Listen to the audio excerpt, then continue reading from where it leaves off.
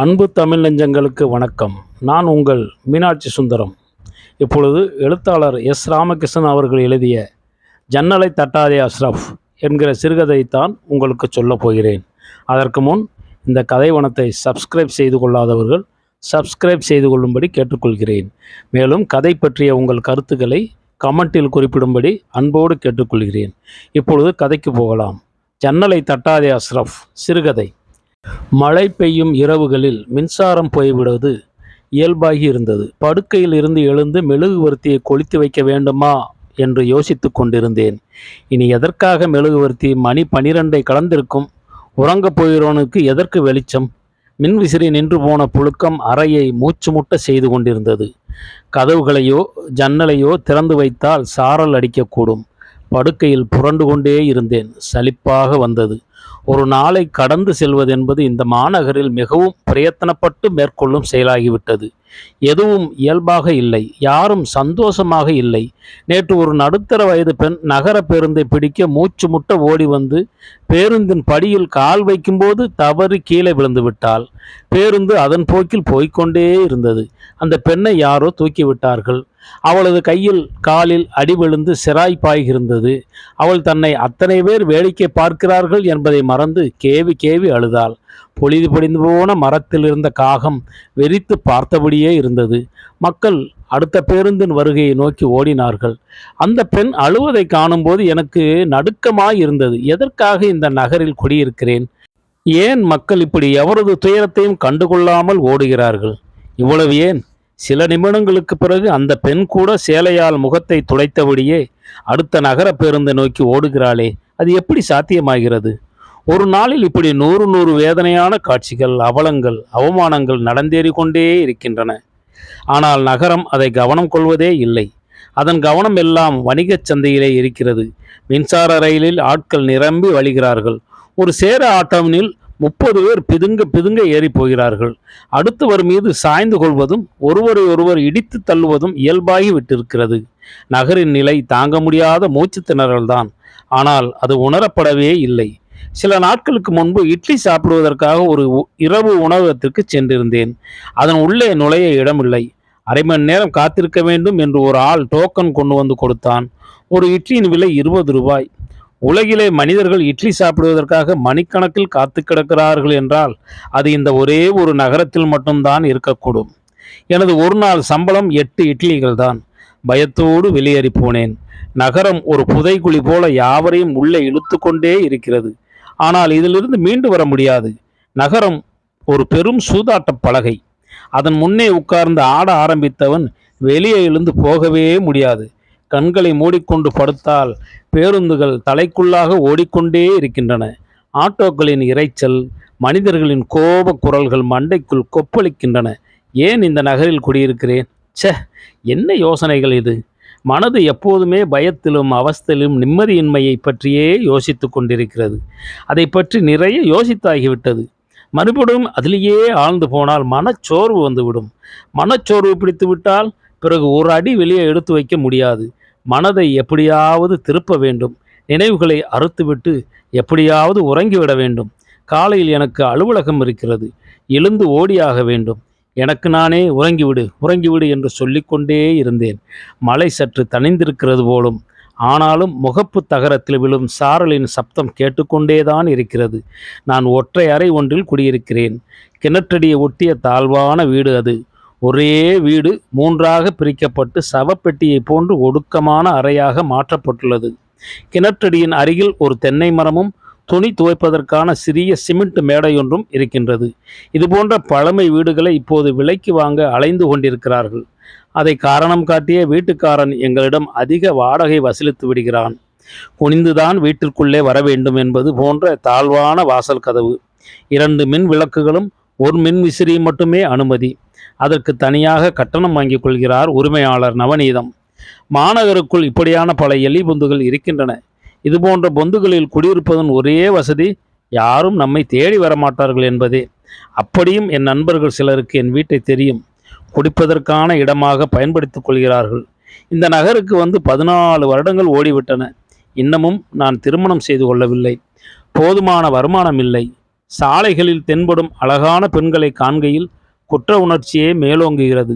நகர பேருந்தை பயன்படுத்தியே அலுவலகம் போய் வருகிறேன். என்னால் ஒரு வாகனம் வாங்க கூட பணம் சேமிக்க முடியவில்லை. மாநகரில் காலுண்ண முடியாமல் தடுமாறி கொண்டுதான் இருக்கிறேன். எனது இயலாமையின் அடையாளம் போலவே இந்த அறை இருக்கிறது. இதன் சுவர்கள் அழுக்கேறியவை.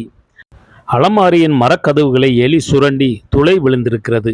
ஒரு மடக்கு கட்டில், ஸ்டவ், 4-5 பாத்திரங்கள், ஒரு மர ஸ்டூல், பழைய ரேடியோ, இவைதான் என் அறையில் இருப்பவை. யாரோ ஒரு நண்பன் கொடுத்த ஹேமா மாலினி புகைப்படம் உள்ள ஒரு பழைய காலண்டர் தொங்கிக் கொண்டிருக்கிறது. எனக்குள்ள ஒரே துணை ஹேமா மாலினி மட்டுமே. அவளோடு நிறைய நேரம் நான் பேசி கொண்டிருப்பதும் உண்டு. அவள் பதில் பேசுவதில்லை. அதனால் என்ன? ஒரு வார்த்தை கூட பேசாத ஒரு பெண்ணை காதலிப்பது எல்லோருக்கும் கிடைக்கக்கூடியதா என்ன? அந்த காலண்டர் இருப்பது வீட்டில் ஒரு பெண் இருப்பது போன்ற பாவனையை உருவாக்கி விடுகிறது. அது போதும் தானே. மற்றபடி பருத்த கண்கள் உள்ள மாநிறமான ஒரு மரப்பள்ளி, 2 சிலந்திகள், ஒரு எலி, 2 காகங்கள் மற்றும் எப்போதாவது வந்து போகும் ஒரு அணில், 1 டஜன் மூட்டைப்பூச்சிகள் கொண்ட குடும்பம். இவற்றோடு நானும் இந்த அறையில் வசிக்கிறேன். நாள்பட எனக்கு இந்த அறையின் அசௌகரியங்கள் மனதில் இருந்து மறைந்து போய்விட்டன. மின்சாரம் இல்லாத நாட்களில் கூட உறங்க பழகிவிட்டிருக்கிறேன். பழக்கம் என்பது ஒரு மோசமான விஷயம். எனது மிகப்பெரிய பலவீனம் என்னிடமிருக்கும் சில பழக்கங்கள் தான். அதுதான் என்னை வளரவிடாமல் தடுத்து வைத்திருக்கிறது. சில வேளைகளில் யோசிப்பதுண்டு, பழக்கம் என்பது நம்மை நாமே ஏமாற்றிக்கொள்ளும் ஒரு தந்திரம். நமது பலவீனங்களை நியாயப்படுத்தும் ஒரு மோசடி வேலை. அதுதான் நிஜம். அது மட்டுமே நிஜம். இவையெல்லாம் அறிவிற்கு நன்றாகவே தெரிகிறது. ஆனால் என்னை மாற்றிக்கொள்வது கடினம் என்று நானாக முடிவு செய்திருக்கிறேன். அதுதான் இந்த அறையில் நான் இருப்பதற்கான காரணம். கண்ணை மூடி உறங்க முயற்சித்தாலும் யோசனைகள் அடங்குவதே இல்லை. மனது எரிந்து கொண்டே இருக்கிறது. சிம்னி விளக்கில் இருந்து வரும் புகையைப் போல மனதின் கருமைகள் புகையாகி அலைகிறதா? பாதி மின்சாரம் வருவதும் போவதுமாக இருந்தது. விளக்கு திடீரென ஒளிர்வதும் படபடத்து இருள்வதுமாக இருப்பதை வேடிக்கை பார்த்தபடியே இருந்தேன். யாரோ ஜன்னலை தட்டும் ஓசை கேட்டது. வீட்டின் கதவுகளை தட்டாமல் ஜன்னலை தட்டுகின்ற ஒரே ஆள் அஸ்ரப் தான். அவன் ஏன் இந்த இரவிலே எப்போதும் வருகிறான்? அதுவும் ஜன்னல்களையே தட்டுகிறான். கதவை திறப்பதா வேண்டாமா என்று யோசித்தபடியே படுத்து கிடந்தேன். மறுபடியும் ஜன்னல் கதவுகள் தட்டப்பட்டது. அத்துடன் மணி என்ன, நான் அஸ்ரப் என்று மெதுவான குரல் கேட்டது. எனக்கு அஸ்ரப்பின் மீது கடுமையான கோபம் இருக்கிறது. இந்த திருட்டு பயலை எதற்காக தேடி வந்திருக்கிறான் என்ற நினைப்போடு அறையை திறக்காமலே உறங்குவது போல் இருந்தேன். வெளியில் இருந்து அஸ்ரப்பின் குரல் மறுபடியும் கேட்டது. உங்களை பார்த்து ஒரு 10 நிமிடம் பேசிட்டு போயிடுவேன். நிச்சயம் ராத்தங்க மாட்டேன். எதுவாக இருந்தாலும் காலையில் வா அஸ்ரப். இப்போ உன்னை பார்க்க நான் விரும்பலை என்றேன். அண்ணே, நான் ஒரு தெரு நாய். அதுக்கு காலை தூக்கி யார் மேலே மூத்திரம் போகிறோம்னு தெரியாது. மாப்பு கொடுங்கண்ணே. எனக்கு உங்கள் கூட பேசணும் ஆசையாக இருக்குது. நானும் உங்கள் தம்பிகளில் ஒருத்தன் இல்லையா? அஸ்ரப் இப்படித்தான் பேசுவான். அவனை வெறுப்பது எளிதானதில்லை. ஆனால் எவ்வளவு அமைதியான மனிதரையும் கோபம் கொண்டு விரட்டி அடிக்க வைத்துவிடும் பேச்சு சாதுரியம் அஸ்ரப்பிடம் இருந்தது. கதவை திறக்காவிட்டால் வாசலில் நின்றபடியே பேசி கொண்டிருப்பான் என்று எனக்கு நன்றாக தெரியும். அந்த அனுபவத்தை முன்னதாகவே சில முறை அடைந்திருக்கிறேன். மின்சாரம் போய்விட்ட இரவில் இந்த தொல்லையை வேறு நான் எப்படி சகித்து கொள்வது? நட்பை போல நெருங்கி வந்து இம்சிக்கும் உறவு வேறில்லை என்பது இதுதானா? யோசனையாகவே இருந்தது. நானும் இந்த மாநகருக்கு வந்த புதிதில் அஸ்ரப்பை போல யார் யாரோ அறையின் முன்பாக கதவை தட்டி நின்றிருக்கிறேன். திறக்கப்படாத கதவின் முன் நிற்கும் அவமானத்தை என்னால் நன்றாகவே உணர்ந்து கொள்ள முடியும். உண்மையில் நமக்கு ஏற்பட்ட அவமதிப்புகள் தான் பிறரை நாம் நேசிக்க காரணமாக இருக்கின்றதா? நான் கதவை திறந்தேன். இருளுக்குள் தீக்குச்சி உரசப்படும் ஓசை கேட்டது. எரியும் தீக்குச்சியை ஒரு கையால் உயர்த்தி பிடித்தபடியே கள்ளச்சிரிப்போடு அஸ்ரப் நின்றிருந்தான். மழையோடு நடந்து வந்திருக்கக்கூடும். இந்த நேரம் இரவு பேருந்துகள் கூட இருந்திருக்காது. நனைந்த கோழி குஞ்சை போல ஈரம் சொட்ட நின்றிருந்தான். வெளிரிப்போன முகம், கோரையான தாடி, உடலுக்கு பொருத்தமில்லாத ஜீன்ஸ் பேண்ட், காலர் வெளிரிப்போன கோடு போட்ட டிஷர்ட், காலில் ஊதா நிற பாத்ரூம் ஸ்லிப்பர். உடலின் எடை மொத்தமே 30 கிலோ இருக்கக்கூடும். அவன் கையில் இருந்த தீக்குச்சி எரிந்து அணைந்தது. அவன் முதுகில் சாரல் தெரித்து கொண்டிருந்தது போலும். தானாகவே சிலிப்பு கொண்டான். அண்ணே, உறங்கியிருக்க மாட்டீங்கன்னு எனக்கு நல்லா தெரியும். உங்களுக்கு பிடிச்ச கடலை மிட்டாய் கொண்டு வந்திருக்கேன். என்னால் முடிஞ்சது இவ்வளவுதான் என்று காகிதம் ஒன்றில் சுற்றப்பட்டிருந்த ஒரு மிட்டாயை எடுத்து நீட்டினான். இதெல்லாம் நடிப்பு. தனது நாடகத்தின் முதல் வசனங்களை பேசி ஒத்திகை பார்க்க துவங்குகிறான். நான் ஏமாறக்கூடாது என்று உணர்ந்தபடியே, இப்போ உனக்கு என்ன வேணும் சார் என்று கேட்டேன். அஸ்ரப் சுவரை ஒட்டி உட்கார்ந்தபடியே சொன்னான். ஒரு மெழுகுவர்த்தி இருட்டிற்குள் உட்கார்ந்து கொண்டு நாம் பேசினால் கூடவே சைத்தானும் சேர்ந்து கொண்டு விடும். கேடுகட்ட சைத்தானின் சகவாசம் என்னோடு போகட்டும். அது உங்கள் வீட்டில் கால் எடுத்து வைக்க நான் அனுமதிக்க மாட்டேன். நான் பாதி எரிந்து போயிருந்த மெழுகுவர்த்தியை தேடி எடுத்து கொளுத்தி வைத்தேன். அந்த வெளிச்சத்தில் அஸ்ரப் பின் தோற்றம் விசித்திரமானதாக தெரிந்தது. அவன் ஒரு சிறுவனைப் போல மெழுகுவர்த்தியின் முன்பு தனது கைகளை காட்டி சுவரில் நிழல் உருவங்களை வரச் செய்து கொண்டிருந்தான். நான் அஸ்ரப்போடு இயல்பாக பேசக்கூடாது என்பதில் கவனமாக இருந்தேன். அஸ்ரப் நிழல் விளையாட்டில் இருந்த ஆர்வம் கலைந்து போய் தனது 2 கைகளையும் தலைக்கு மேலாக தூக்கி, அண்ணே, என்னை மன்னிச்சிடணும். நான் செய்தது ஒரு மகா பாதகம். அதுக்கு ஒரு நாள் நிச்சயம் பிராயச்சித்தம் செய்வேன். செய்த தவறுக்காக என்னை செருப்பால் அடித்தாலும் வாங்கிக்கிடுவேன் என்று தலை குனிந்தான். அஸ்ரப் 2 மாதங்களுக்கு ஒரு முறை என் அறைக்கு வந்து தங்கிவிட்டு விடிகாலையில் எனது கை கடிகாரத்தை திருடி கொண்டு சென்று விட்டான். அதைத்தான் இவ்வளவு நாகரிகமாக வெளிப்படுத்துகிறான். நான் அந்த கோபத்தை அவன் மீது காட்டியே ஆக வேண்டும் என்பது போல நேரடியாகவே கேட்டேன். அஸ்ரப், இப்போது எதை திருடி போக வந்திருக்க? அஸ்ரப் சிரித்தான். அண்ணே, நான் திருடினதையும் யாருக்கிட்டையும் நான் மறைச்சது கிடையாது. உங்கள் மணிப்பரசிலிருந்து ஒரு முறை 100 ரூபாய் திருடியிருக்கேன். அப்புறம் உங்களோட ஒரு ஜோடி செருப்பு, பின்ன ஒரு முறை உங்களோட டார்ச் லைட்டு, போன முறை உங்கள் கடிகாரம். இதையெல்லாம் நான் மறக்கவே இல்லை. அடுத்த நாளை எப்படி வாழ்றதுன்னு தெரியாத மனுஷன் வேற என்னதான் செய்கிறதுண்ணே? வேலை செய்யாமல் வாழ்கிறதுக்கு உனக்கு என்ன கேடு? கைகால் நன்னா தானே இருக்கு, உழைச்சி பிழைக்க வேண்டியதானே என்றேன். கைகால் நன்றாகத்தான் இருக்கிறது, ஆனால் மனசு சரியாக இல்லை. அது தொந்தரவு செய்கிறது, நிறைய ஆசைப்படுகிறது, கண்டபடி சுற்றச் சொல்கிறது. நல்லதை விடவும் கெட்டதன் பக்கமே என்னை இழுத்து போகிறது. நான் என்ன செய்யட்டும்? இதற்காக நான் யாரையும் குறை சொல்ல மாட்டேன். நான் தப்பானவன், அதுக்கு மேலே ஒன்றுமே இல்லை என்றான் அஸ்ரப். இது போன்ற தருணங்களில் அஸ்ரப் மனதில் உள்ளதை அப்படியே பேசி விடுகிறான் என்பதே நிஜம். அதனால் மட்டும் அவன் செய்த தவறுகளை எப்படி மன்னிக்க முடியும்? அஸ்ரப் என் முகத்தை பார்த்தபடியே சொன்னான். உங்கள் வீட்டின் கதவுகளை தட்டக்கூட யோகியதை இல்லாதவன் நான். அதனால்தான் எப்போதுமே ஜன்னலை தட்டுகிறேன். அண்ணா, எல்லா மனிதன் இதயத்திலும் சின்ன ஜன்னல் ஒன்று இருக்கிறது. எனக்காக அந்த சிறிய கதவு திறந்தால் அதுவே போதும். நான் அஸ்ரப்பை பார்த்து கொண்டே இருந்தேன். அவனுக்கு வயது 30 கடந்திருக்கும். கடந்த 7 வருடங்களாக இந்த மாநகரில் சுற்றி அலைகிறான். குடிப்பதும் அதற்கான பணத்தை நைஸாக பேசி ஏமாற்றி வாங்குவதும், பணம் கிடைக்காத போது நண்பர்கள், உறவினர்கள், அறிந்தவர் என்று எவர் வீட்டிலும் திருடுவதையும் அஸ்ரப் அறிந்தே செய்கிறான். அடுத்தவரை துன்புறுத்துவதில் அவன் மகிழ்கிறான் என்பதுதான் நிஜம். அஸ்ரப் ஒரு சிகரெட்டை பட்ட வைத்து கொண்டு இழுத்தான். அவன் ஏன் கண்களை மூடிக்கொண்டு சிகரெட் பிடிக்கிறான்? 2 முறை புகையை உள்ளே இழுத்துவிட்டு என்னிடம் இறுக்கமான குரலில் கேட்டான். அண்ணே, நீ என்ன பெரிய புடுங்கியா? உன்னை பற்றி என்ன மசரு நினச்சிட்டு இருக்க? தகராறு பண்ணுவதற்காக தான் வந்திருக்கிறாயா என்று கேட்டேன். ஆமாம், இந்த ஊரில் எனக்கு தெரிஞ்ச அத்தனை பேரும் நிம்மதியாக இருக்கிறீங்க. நான் ஒரு ஆள் நிம்மதி இல்லாமல் அலைஞ்சிட்டு இருக்கேன். இதுக்கு நீங்கள் அத்தனை பேரும் காரணம் இல்லையா? அதுக்கு என்னை ஒதுக்கி வைக்க பார்க்குறீங்களா என்று கேட்டான். நான் பதில் பேசாமல் இருந்தேன். உங்களுக்காக நான் என்னை மாற்றிக்கொள்ள முடியாது. என்னை சகித்து கொள்ள முடியாத அளவிற்கு ஏன் நீங்கள் தரம் தாழ்ந்து போயிருக்கிறீர்கள்? அதை நான் தெரிந்து கொள்ள வேணும் என்றான். என்ன உளறல் இது? எனக்கு உள்ளூர் ஆத்திரமாக வந்தது. அண்ணே, என்னை எல்லாரும் சந்தேகப்படுகிறீர்கள். முதுகிற்கு பின்னால் ஏளனம் பேசுகிறீர்கள். எனக்கு ஒரு திறமையும் கிடையாது. நான் அப்படி இருப்பதாக சொல்லிக்கொள்ளவும் இல்லை. ஒன்றும் செய்யாத ஒருவனை வைத்து காப்பாற்ற ஏன் ஒரு ஆள் கூட முன் வருவதில்லை? இந்த உலகத்தில் உதவாத எத்தனையோ பொருள்கள் இருக்கத்தானே செய்கின்றன. அதை அனுமதிக்கும் உங்களுக்கு என்னோடு மட்டும் என்ன பிரச்சனை என்றான் அஸ்ரப். ஒன்றும் செய்யாதவன் எதற்கும் ஆசைப்பட தகுதியில்லாதவன் தான். நீ அப்படி இல்லையே என்று கடுகடுத்த குரலில் சொன்னேன். அது பொய். அப்படி சொல்லி என்னை ஏமாற்றிக் கொள்ள முடியாது. ஒன்றும் செய்யாதவனுக்கு பசிக்கிறது, தாகம் எடுக்கிறது, உடல் தினவு கொள்கிறது. சாப்பாடு போடுங்கள், காசு கொடுங்கள் என்று மண்டி போட்டு யாசகம் கேட்டு வாங்கினால் உங்களுக்கு திருப்தி. அதை நானாக எடுத்துக்கொண்டால் அது திருட்டுத்தனம் என்று கேட்டான். அஸ்ரப், நான் எதற்காக உன்னை பராமரிக்க வேண்டும் என்று கேட்டேன்.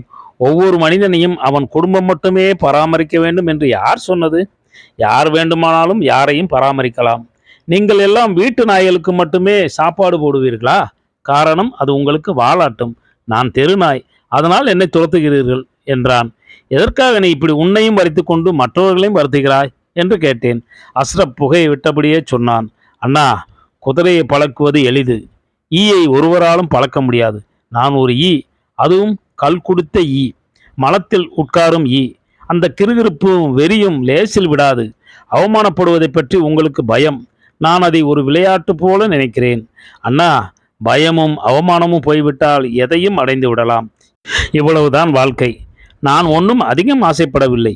இதுவரை ஒரு பைசா சேமித்து வைத்ததே இல்லை. அதனால்தான் தெருவில் கிடக்கிறேன். நான் சொல்வது சரிதானா என்று கேட்டான். பெரிய அறிவாளி போல பேசுகிறான்.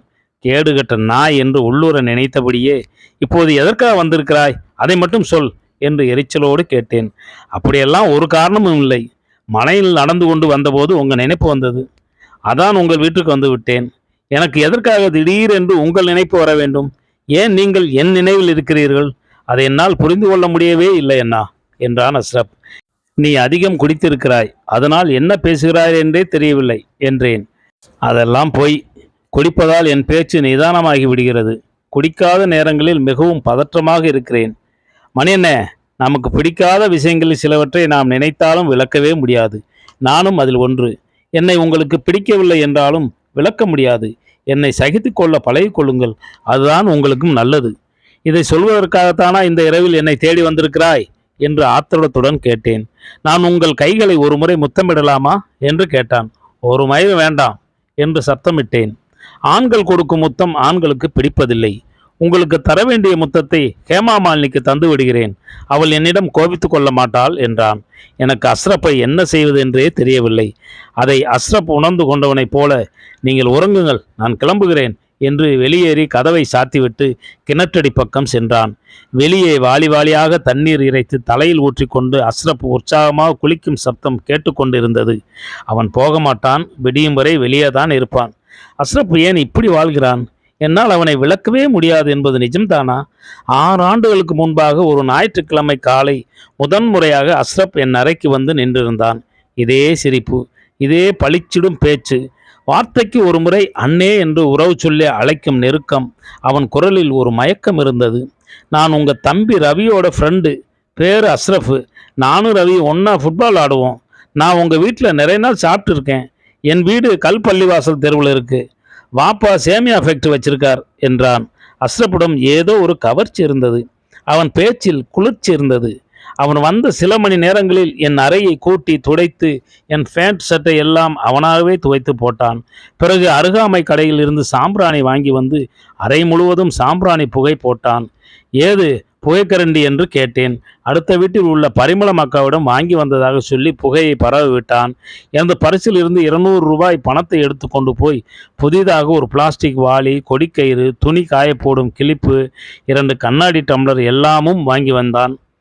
அன்றைய இரவு முழுவதும் ஊர்க்கதையை பேசிக்கொண்டே இருந்தான். குறிப்பாக என் தம்பியை பற்றி மிகவும் புகழ்ந்து பேசினான்.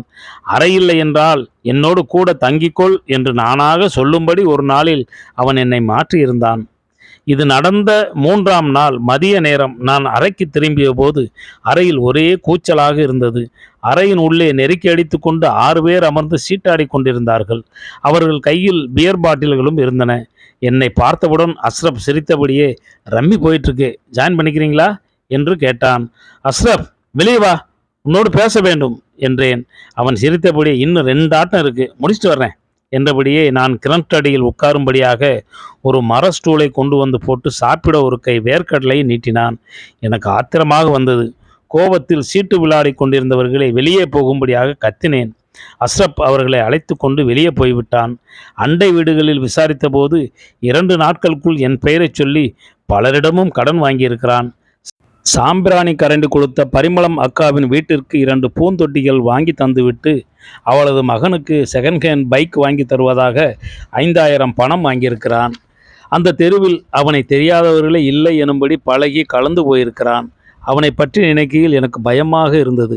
ஊருக்கு ஃபோன் செய்து என் தம்பி ரவியிடம் கேட்டபோது, அஸ்ரப் ஊரில் நிறைய கடன் வாங்கி ஏமாற்றி ஓடிவிட்டான், அவனை தேடிக்கொண்டிருக்கிறார்கள் என்றான். இன்னொரு நண்பர், அஸ்ரப் தன் வீட்டிற்கு வந்து சில நாள் தங்கி இருந்ததோடு தனது மகளின் சைக்கிளை திருடி போய் விற்றுவிட்டான் என்று புலம்பினார். அன்றிரவு அஸ்ரப் நிறைய குடித்துவிட்டு வந்து ஜன்னலை தட்டினான். நான் கதவை திறக்கவே இல்லை. அவன் வாசலில் நின்றபடியே, டே மணி, கதவை திறடா என்றான். அஸ்ரப், உனக்கு இனிமேல் இடம் கிடையாது, வெளியே போ என்று நானும் பதிலுக்கு கத்தினேன். நான் ஏன்டா போகணும்? உன் ரூமில் நீ எவ்வளோ நாள் தான் இருப்ப? கொஞ்ச நாள் நான் இருந்தால் தப்பா? முதல்ல எனக்கு தர வேண்டிய 300 ரூபா பணத்தை கொடுறா நாயே என்று கத்தினான். எதற்காக என்று கேட்டேன். உன் அறையை சுத்தம் செய்தது, துணியை துவைச்சி போட்டது, உனக்காக பணிவிடுகள் செய்தது, இதுக்கெல்லாம் உங்கள் அப்பனா கூலி தருவான்? சும்மா வேலை செய்ய நான் என்ன உன் பொண்டாட்டியா என்று கேட்டான். எனக்கு ஆத்திரம் கொப்பளித்தது. பணம் தர முடியாது, உன்னால் ஆனதை பார் என்று கத்தினேன். என்னை ஏமாற்றி நீ சந்தோஷமா வாழ முடியாது என்று சொல்லி மோசமான வசைகளால் திட்டினான். நான் கதவை திறக்கவே இல்லை. அதன் 2 வாரங்களுக்கு பிறகு ஒரு நாள் அதிகாலை அஸ்ரப் வந்திருந்தான். அரை வாசலில் கைகளை கட்டி கொண்டு தலை கவிழ்ந்து நின்றபடியே, குடிவரியில் அண்ணனை கண்டபடி பேசிட்டேன். என்னை நீங்கள் மன்னிக்க மாட்டீங்கன்னு தெரியும், ஆனாலும் மனசு கேட்கல. நான் பேசுனது எல்லாம் தப்பு. சைத்தான் என் நாக்கில் ஊஞ்சல் ஆடிட்டு இருக்கான். நான் வெறும் பொம்மை, அவன் ஆட்டு வைக்கிறான். என்ன செய்கிறது சொல்லுங்க என்றான். இப்போ எதுக்கு வந்திருக்க என்று அமைதியாக கேட்டேன். ஊருக்கு போகலாம்னு இருக்கேன். லாரியில் போகிறது கூட காசு இல்லை. 50 ரூபா பணம் கொடுத்தா இந்த நரகத்தை விட்டு வெளியேறி போயிடுவேன். வாங்கின காசு அண்ணன் ஊருக்கு போனவுடனே மறக்காமல் திருத்தி தந்துடுவேன். அண்ணன் பணம் தராட்டி கல்லறையில் ஏறித்தான் போக வேண்டியிருக்கும் என்றான். நான் அஸ்ரப்பிற்கு பணம் தந்தேன். அவன் ஊருக்கு போக மாட்டான் என்று நன்றாகவே தெரியும். ஆனால் அவனை என்னால் வெறுக்க முடியவில்லை. பின்னொரு நாள் அவனை சைல்டு ட்ரஸ்ட் மருத்துவமனையின் முன்னால் உள்ள மருந்து கடையில் பார்த்தேன். தெரிந்த நண்பரின் 6 வயது மகள் அனுமதிக்கப்பட்டிருக்கிறாள் என்று சொல்லி ராத்திரி ஆபரேஷன், அதனால் நானும் தூங்கவே இல்லை. பிள்ளை பிழைச்சது மறுபுழைப்பு என்றான். உனக்கு தெரிந்தவர்களா என்று கேட்டேன். இல்லைண்ணே, புளியந்தோப்புக்கிட்ட இஸ்திரி போடுற குடும்பம். துணி தேய்ச்சி வாங்க போனப்போ பிள்ளைக்கு சிறுநீர பிரச்சனை பற்றி சொல்லிக்கிட்டு இருந்தாங்க. நான் தான் ஒரு ஆளை பிடிச்சி ஹாஸ்பிட்டலில் சேர்த்து விட்டேன். வசூல் பண்ணி தான் வைத்தியம் பண்ணேன். அதில் எனக்கு ஒரு 1000 ரூபா தேர்ந்துச்சு. என்ன செய்கிறது, நானும் பிழைக்கணும்ல என்றான். அவனை என்னால் புரிந்து கொள்ளவே முடியவில்லை. அஸ்ரப் இயல்பாக மருத்துவமனையின் உள்ளே நடந்து போய் கொண்டிருந்தான். இதன் சில மாதங்களின் பின்பு அஸ்ரப்பை வடபழனி பேருந்து நிலையத்தின் அருகில் பார்த்தேன். அவனோடு ஒரு இளம் பெண் நின்றிருந்தாள். மஞ்சள் நிற சுடிதார் அணிந்திருந்தாள். குழந்தை போன்ற வசீகரமான முகம். அவள் கையில் ஒரு வயர் கூட இருந்தது. அஸ்ரப்பும் அவளும் மக்காச்சோளம் தின்று கொண்டிருந்தார்கள். அஸ்ரப் அவள் தனது மனைவி என்றும் வீட்டு வேலைக்காரியாக வேலை கிடைத்திருக்கிறது என்பதால் தாம்பரம் அழைத்து போக இருப்பதாகவும் சொன்னான். அந்த பெண் கையில் அணிந்திருந்த ரப்பல் வளையல்களை விரலால் சுற்றி கொண்டே இருந்தாள். கழுத்தில் வெளிரிய கவரிங் செயின் அணிந்திருந்தாள். அவள் கண்களுக்குள் பகிர்ந்து கொள்ளாத துக்கம் அப்பி இருந்தது. அவளிடம் எந்த ஊர் என்று கேட்டேன். ஆம்பூர் என்றாள். எப்போது கல்யாணமானது என்று அஸ்ரப்பிடம் கேட்டேன். Love marriage. ஒரு வேலை விஷயமா ஆம்பூருக்கு 10 நாள் தங்கியிருந்தேன். அப்போ லவ் பண்ணிட்டேன். பேர் பிரியா. லெதர் கம்பெனியில் வேலை பார்த்துக்கிட்டு இருந்தா. வீட்டுக்கு தெரியாமல் கல்யாணம் பண்ணிக்கிட்டேன். 4 மாதம் ஆச்சு என்றான். இத்தனை நாளாக இவள் எங்கே இருந்தாள் என்று கேட்டேன். செங்கல்பட்டில் ஒரு பிரைவேட் ஹாஸ்பிட்டலில் ஆயாவாக வேலைக்கு சேர்த்துக்கிட்டு இருந்தேன். அங்கே குடிச்சிட்டு போய் ஒரு சின்ன பிரச்சனை பண்ணிட்டேன். வேலை போயிடுச்சு, அதான் இங்கேயே வர சொல்லிட்டேன் என்றான். அந்த பெண் இவனை எப்படி காதலித்தால்? ஏன் இந்த பெண்கள் இவ்வளவு அப்பாவியாக இருக்கிறார்கள் என்று யோசனையாக இருந்தது. அஸ்ரப்பையும் அவன் மனைவியையும் அழைத்து போய் இளநீர் வாங்கி கொடுத்தேன். அவன் மனைவி தனக்கு இன்னொரு இளநீர் வேண்டும் என்று கேட்டு வாங்கி குடித்தாள். பணம் ஏதாவது தேவையா என்று அஸ்ரப்பிடம் கேட்டேன். அதெல்லாம் இருக்கிறது என்று சொல்லி அஸ்ரப் அவளோடு நகர பேருந்து ஏறி சென்றான். என் போன்றவர்களுக்குத்தான் திருமணம் செய்து கொள்வது பலமான யோசனை. குடும்பம் பிள்ளைகள் பற்றி நினைத்தாலே பயமாக இருக்கிறது. அஸ்ரப்பிற்கு இந்த நகரம் எளிதானது. அவனால் எதையும் செய்து பார்க்க முடிகிறது. அது எப்படி சாத்தியம்? அதன் பிறகு ஒரு நாள் இரவு லயோலா கல்லூரி சாலையில் ஒரு ஆட்டோக்காரன் அஸ்ரப்பை அடித்து கொண்டிருப்பதை கண்டேன். அஸ்ரப் கீழே விழுந்து கிடந்தான். ஆட்டோக்காரன் அவன் இடுப்போடு சேர்த்து மிதித்து கொண்டிருந்தான். பைக்கை நிறுத்தி என்ன பிரச்சனை என்று விசாரித்தேன். காலையிலிருந்து இவன் கூடவே சுற்றிட்டு இருக்கேன், அங்கே போ இங்கே போன்னு கையில் காசு இல்லாமல் இந்த நாய் ரெட்டை ஏறி வர கூட்டிகிட்டு போய் அழகழிச்சிட்டான் என்றான். பணம் கொடுத்து ஆட்டோ டிரைவரை அனுப்பிவிட்டு அஸ்ரப்பை எழுப்பி உட்கார வைத்தேன். அவன் சட்டையில் படிந்துள்ள தூசியை தட்டிவிட்டபடியே, மணியண்ண, நீங்கள் அந்த ஏரியை ஒரு முறை அவசியம் பார்க்கணும். வெளிநாட்டில் இருந்து நிறைய பறவைகள் வருது. அதில் ஒரு பெரிய மூக்கு நாரையோட சப்தம் கேட்கவே வித்தியாசமாக இருக்கு. அது ஊர் சைபீரியாவாம். அதை பார்க்கத்தான் போயிருந்தேன். ரெக்கை இருந்தால் நானும் பறந்து போய் ஏதாவது ஒரு நாட்டு ஏரியில் சுற்றிட்டு இருப்பேன் என்றான். நான் அஸ்ரப்பின் கைகளில் வலியும் இரத்தத்தை துடைக்க கர்ச்சிப்பை நீட்டினேன். அவன் எச்சிலை துப்பி இரத்தத்தின் மேல் வைத்துவிட்டு தானா சரியாக போயிடும் என்றபடியே உடலை முறுக்கி கொண்டான். அவனை எங்கே கொண்டு போய் விட வேண்டும் என்று கேட்டேன். பலமாக சிரித்தபடியே, அது தெரியாமல் தானே ரொம்ப நாளாக திண்டாடி இருக்கேன். சுல்தான் கடையில் இந்நேரம் பிரியாணி நல்ல சூடாக கமகமன்னு இருக்கும், வாங்கி தருவீங்களா என்று கேட்டான். இருவரும் சுல்தான் உணவகத்திற்கு போனோம். கைகளை விட்டு வருவதற்குள் ஹோட்டல் சர்வர் எந்த ஊர், அவன் எத்தனை வருடமாக வேலை செய்கிறான் என்பதை அஸ்ரப் தெரிந்து கொண்டு விட்டிருந்தான். அஸ்ரப்பிற்காக ஸ்பெஷலாக குருமா கொண்டு வந்து தந்தான் சர்வர். அஸ்ரப், உனக்கு தான் இந்த ஊரில் ஒரு வேலையும் இல்லையே, பின்ன எதுக்காக இங்கே இருக்க என்று கேட்டேன். வேலை இல்லாதவங்க தான் இந்த ஊரில் ஜாஸ்தி. இந்த ஊர் ஒரு சுழிக்காத்து மாதிரி, இதுக்குள்ளே போனவங்க வெளியேறி போக முடியாது என்றான். அப்போ ஏதாவது வேலை பார்க்க வேண்டியதானே என்றேன். வேலை செய்கிறதுனா ஊர்லேயே வந்திருப்பேன். எனக்கு கொஞ்சம் மண்டைக்கு இருக்கு, எதுலேயும் அடங்க மாட்டேன். மண்டைக்குள்ளே புழு கடந்து தொலைக்குது என்றபடியே கை கழுவிட்டு சர்வரோடு இரவு சினிமா போவதாக சொல்லி என்னை விடை கொடுத்து அனுப்பி வைத்தான். அறைக்கு திரும்பி வரும் வரை அஸ்ரப்பை பற்றியே நினைத்து கொண்டே வந்தேன். அவனை ஏன் என்னால் வெறுக்கவே முடியவில்லை? இயல்பு திரிந்து போனதுதான் அவனது இயல்பா? திட்டமில்லாத இந்த வாழ்க்கையால் என்ன பயன்? ஏன் அவன் எதற்குள்ளும் அடங்க மறுக்கிறான்? பின்பு கோடையின் மதியம் ஒன்றில் அஸ்ரப் தனது நண்பன் என்று 16 வயது பையன் ஒருவனை அழைத்து கொண்டு என் அலுவலகத்திற்கு வந்திருந்தான். இருவரும் நன்றாக குடித்திருந்தார்கள். அஸ்ரப் அன்று வேஷ்டி கட்டியிருந்தான். அது யாருடைய வேஷ்டி என்று தெரியவில்லை. பலமான சிரிப்போடு, அண்ணே, இது வினோத், என்னோட ஃப்ரெண்டு, பெஸ்ட் ஃபோட்டோகிராஃபர். இவன் அப்பா யார் தெரியுமா? Police DGP. அவன் காரில் தான் வந்திருக்கோம். நாங்கள் 2 பேரும் யானையை படம் பிடிக்க முதுமலை போகிறோம். அண்ணனும் எங்களோட வரணும். எத்தனை நாள் தான் இப்படி வேலைன்னு ஆஃபீஸ்லேயே அடைஞ்சு கிடப்பீங்க? சம்பாதிக்க 1000 வழி இருக்குது. மனுஷன் அனுபவிக்க வேண்டியதை அந்தந்த வயசில் அனுபவித்து பார்த்துடணும். பயந்தா எதையும் அனுபவிக்க முடியாது. கிளம்புங்க என்று பலமாக சிரித்தான். உன் மனைவி எப்படி இருக்கிறாள் என்று கேட்டேன். அவளோட ஒத்து வரலண்ணே. உங்களுக்கு என்ன நல்லா தெரியும். என்னால் வீடு எடுத்து வாடகை கொடுத்து வாழ முடியாது. வேலை செய்து பழக்கம் இல்லை. என் மனசு நிலை இல்லாது. அதை அவளுக்கு சொல்லி பார்த்து புரியலை. கூட படுக்கிறதுக்கு எனக்கு ஒரு பொம்பளை வேணும். ஆனால் கூடவே இருந்து வாழ்ந்தா நல்லா இருக்காது. அதான் அடித்து விரட்டிட்டேன். அழுது கூப்பாடு போட்டா. அழுதா கரைஞ்சி போகிற ஆள் இல்லை நான். போடி முண்டேன்னு சொல்லி விரட்டி விட்டுட்டேன். தப்பு தான். ஆனால் தப்பு செஞ்சு பழகி போச்சு. அதில் ஒரு வேடிக்கை பாருங்க. அவள் வேலை பார்த்த வீட்டில் போய் என் பொண்டாட்டியை கெடுத்துட்டேன்னு போலீஸில் புறாது கொடுக்க போகிறேன்னு மிரட்டினேன். பயத்தில் அந்த இன்ஜினியருக்கு அழிஞ்சிக்கிட்டு 2000 ரூபா தந்தான். ஒரு வாரத்துக்கு தண்ணி அடிக்க ஆச்சு என்று சொல்லியபடியே என் அலுவலகத்தின் கழிப்பறைக்கு போய் மூத்திரம் பெய்துவிட்டு இதோ வருகிறேன் என்று வெளியேறி போனான். நான் அந்த 10 வயது பையனை பார்த்து கொண்டிருந்தேன். அவன் அஸ்ரப்பின் திறமைகளை பற்றியே பேசி கொண்டிருந்தான். அவன் சொன்ன சில விஷயங்கள் எனக்கும் வியப்பாக இருந்தது. அஸ்ரப் 2 நாட்களுக்கு முன்பு தாம்பரம் ரயில் நிலையத்தில் வேர்க்கடலை விற்கும் ஒரு முதியவருக்கு 400 ரூபாய்க்கு புது செருப்பு வாங்கி கொடுத்து போட்டுக்கொள்ள சொல்லியிருக்கிறான். அந்த முதியவர், எதுக்கு தம்பி இதெல்லாம் என்று மறுத்ததற்கு, என்கிட்ட 5000 ரூபா இருக்குது, அதை ரயில் ஏறுவதற்குள்ளே செலவழித்து விட வேண்டும், அதான் என்று சொல்லி சிரித்திருக்கிறான்.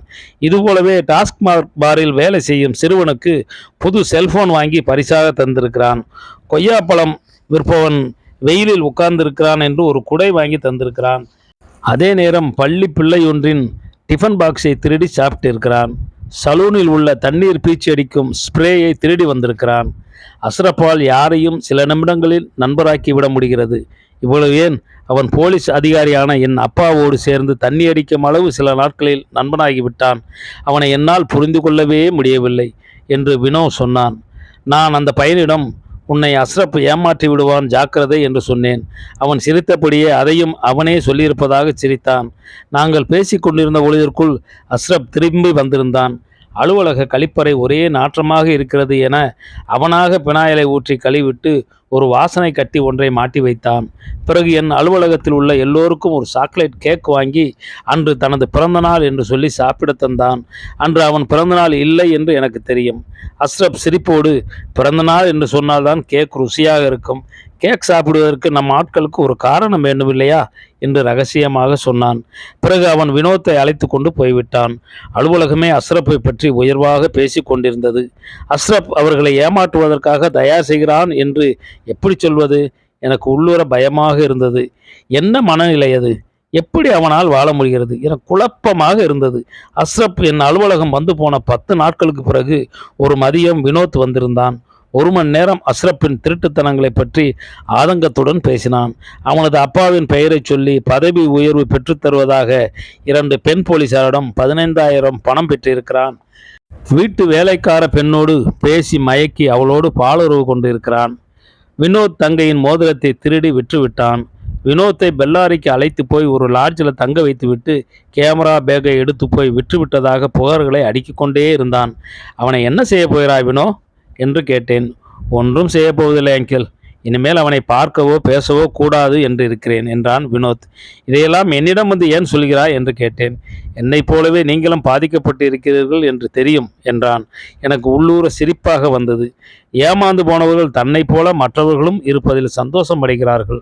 நான் வினோவிற்கு தேநீர் வரவழைத்து கொடுத்தேன். அவன் விடைபெறும் வரை புகார்களை நினைவுபடுத்தி கொண்டே இருந்தான். அடுத்த சில வாரங்களில் வினோவும் அஸ்ரப்பும் ஒன்றாக ஒரே பைக்கில் அண்ணா சாலையில் போய்க் கொண்டிருப்பதை கண்டேன். அது ஒன்றும் புதிய விஷயமில்லை. அப்படி நடக்கும் என்று எனக்கே நன்றாகவே தெரியும்.